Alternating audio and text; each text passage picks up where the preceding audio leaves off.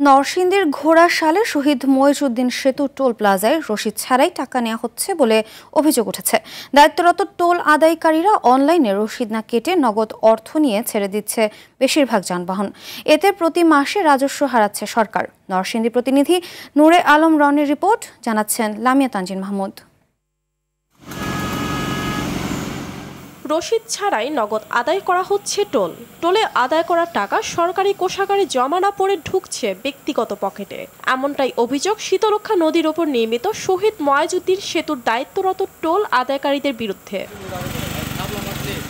ঘোড়াশালের টঙ্গী ৫ তলার মহাসড়কটি দিয়ে প্রতিদিন যাতায়াত করছে হাজারো যানবাহন।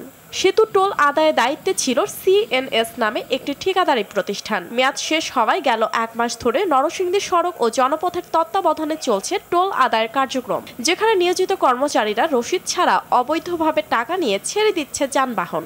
এখানে টোল দিবে আইছিলাম, এখানে বলে টোল ৫০০ টাকার নোট দিছি, টোল বলে লাগবে, স্লিপ লাগবে না, চলে যা। 2টা গাড়ি আমরা ধরলাম, ধরার পরে ড্রাইভার রাজি গেলাম, ড্রাইভার আমাকে বললো আপনার টিকিট কই, আমরা টিকিট লই নাই। আমাকে আপনি কি টাকা দিচ্ছেন না? হ্যাঁ টাকা দিচ্ছি। আমি তাহলে আপনি টিকিট লইছেন না, টিকিট দিচ্ছেন এনতে।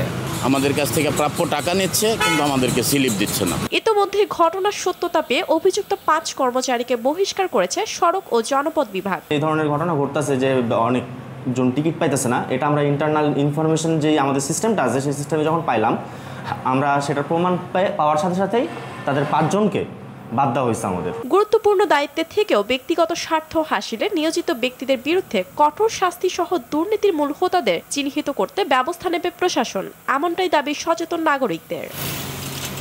লামিয়া তানজিন মাহমুদ, RTV।